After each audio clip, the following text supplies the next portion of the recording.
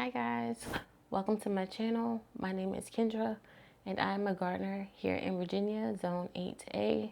And here is your reminder to check your zone every single year because mine changed and I didn't know that. So it is 8A now and your USDA zone is based on the coldest temps your area gets in winter. Don't just go assuming, check it. So today is Seed Starting Sunday, episode 2. And last week we did flowers and celery. This week we're doing our first wave of brassicas. I'll show you the varieties I have after I fill these trays up. So I'll be right back.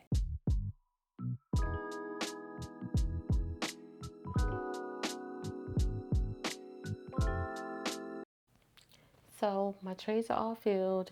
So now I can go over my seeds and the varieties that I have. So here are the trays. So I have quite a bit of different varieties and I don't know how I'm gonna fit them all in here, but I'm gonna try. Now that I have everything organized, I'm going to go over them by the type of brassica that they are and plant them that way too. That way it helps me to stay organized, but each variety of brassica will have 3 cells. It may sound like a lot, but I share my seedlings. So I'm doing broccoli first. So I have the Godzilla hybrid broccoli from Haas, Imperial hybrid broccoli, Purple Magic, Italian green sprouting, Green Magic. I bought these off of Amazon. So they came in this little baggie like this. And then I have Arcadia broccoli. And I got these off of Amazon as well. I'm going to go ahead and plant them. Well, let me label them first. All right, I'm gonna get my labels in here. So it's 3 Purple Magic. Gets 3 trays. Godzilla. And I want a lot of broccoli this time. I have quite a bit outside, but I want a lot of broccoli this time. All right, well, go this way. So then all of these trays are filled. All right. And brassicas, they sprout really fast, in my opinion. Like within like a few days, you'll start seeing them sprout up. Now herbs, they kind of take time, but brassicas sprout pretty fast. And I'm only gonna put, I think I'm gonna do 1 seed per cell. If it doesn't sprout, I'll just reseed it. I just don't want to waste these because I don't have that many. 1.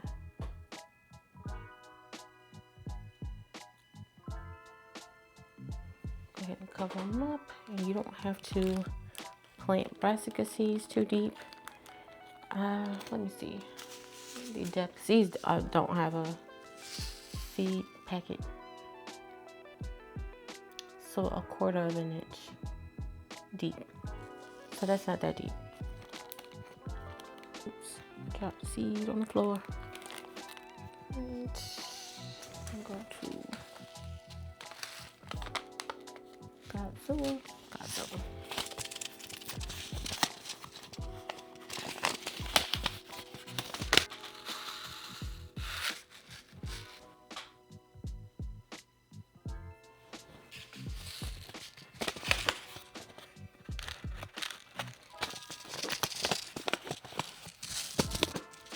Trying to stay organized while I do this. So I have the Imperial. And then I'll go back and do the Purple Magic because I need scissors to open that package. But I'm planting these varieties. I've never planted these types of broccoli. The only one that I mentioned that I planted before was the Italian green sprouting broccoli, but the rest of these I have not grown before, so I want to try them all.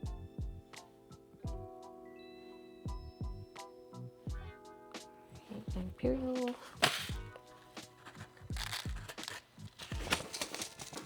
Purple Magic right here because I need to get scissors. I'm going to do the green sprouting.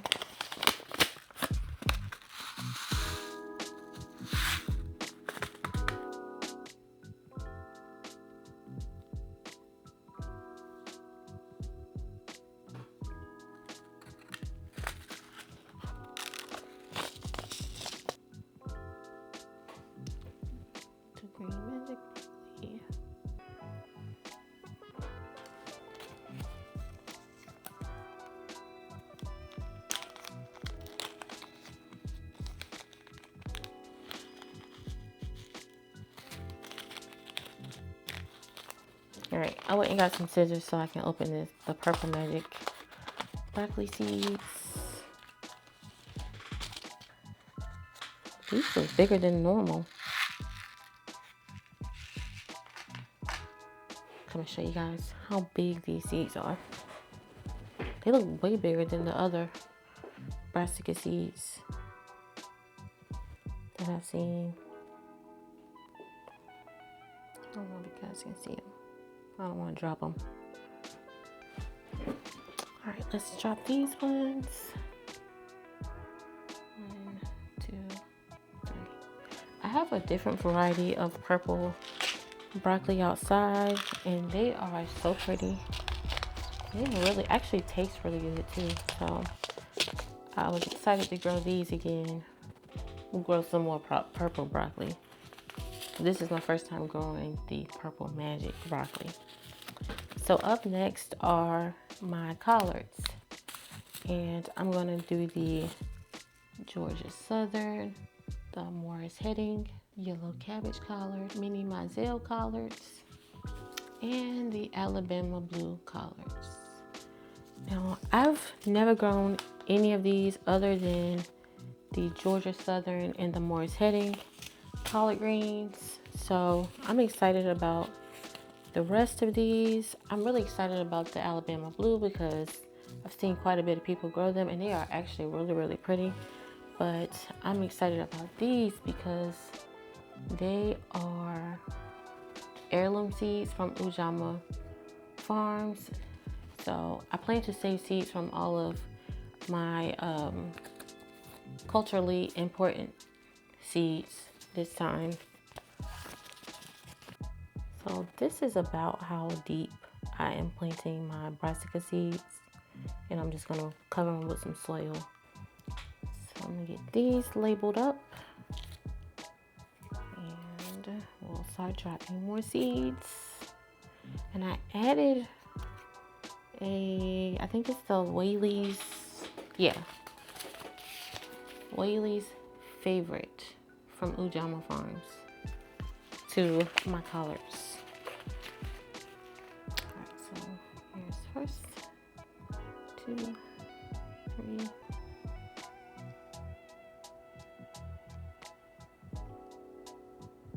I'm going to go ahead and show you all the rest of the seeds that I have that I'm going to plant, and then I'll put you in speed up mode and come back after I'm done planting the seeds. So I have 3 varieties of cauliflower. I have the Snowball Y, this Sicilia Violetto cauliflower, really pretty.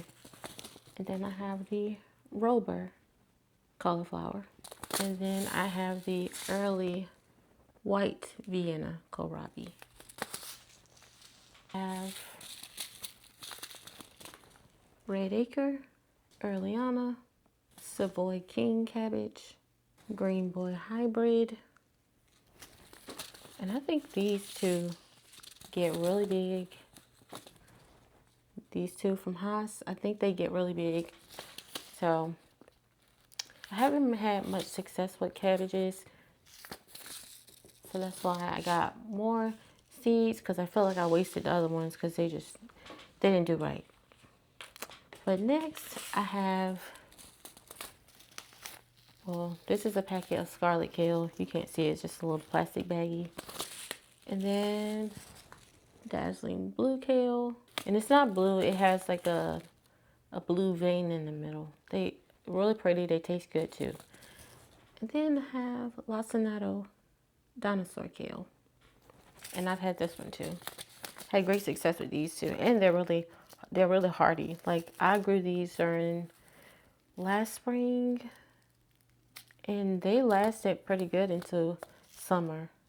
So they're not as finicky as the other ones. They're not as sensitive as other kales and other brassicas and stuff like that, because in the heat they start to bolt and you won't get anything from them.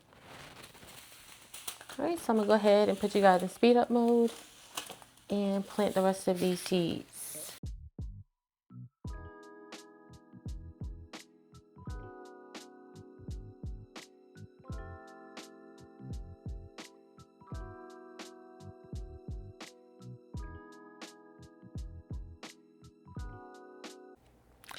Now that I have everything planted out, I can go ahead and record them in my garden logbook. And what I write in there is the plant name, the date that I planted the seed, when they germinate, and when they bloom, when I harvest them. I write any other little notes and things that I need to in there so that next season or next year I can always look back and see how well or how bad this type of vegetable did in my garden. So it just makes life so much easier when I can look back and see how things have done in the past versus just going by the seed packets. So I'm going to start with the Arcadia broccoli. Planted. Okay, so this is how I fill it out when I first plant the seeds. You can see that I put like a little space for transplanted. I just wrote the date that I started the seed for now and the plant name. All that is left to do is to write my date and what I started up here and put these up under the, well, get the humidity dome and cover these up, put them under the grow lights, and then I'll give you guys an update of the seeds we started last week. This is the first wave.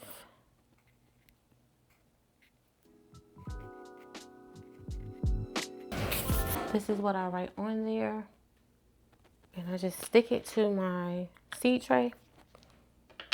So that's one of my ways that I stay organized, because at first I really was not putting the dates on these, and then I would get mixed up because I was starting so many different types of seeds. But this is just, I found this way the easiest. And also this painter's tape, it comes off easy without leaving the sticky residue behind.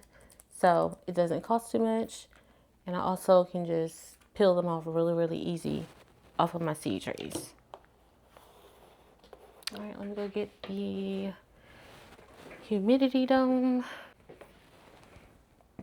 Okay, and now I need to find a space for these under the lights. Let me make sure I close my vents up here to keep the moisture in here to help these seeds to germinate on time. I'm not gonna say faster, but on time. So I'm gonna sit this tray on top of this tray to prop it up and get it more light. And there we are. Okay, so before I forget, I want to show you guys the update of the seeds that we started last week together. So the snapdragons, they have sprouted. I think they sprouted yesterday. But the straw flowers, I think they sprouted the day before. The asters as well. Hollyhocks, petunias. I don't think this is a petunia. I don't know what that is. But petunias. The only thing that has not germinated was the celery. Now, I don't know if celery takes a while to germinate, but I'm going to keep mixing them with the water and see if that helps them. But yeah, everything is sprouting pretty good, looking pretty good. Here are the other things. My St. John's wort has sprouted. See the little teeny ones? I had to reseed the marigold seeds because only one of them came up. My sweet marjoram are all up.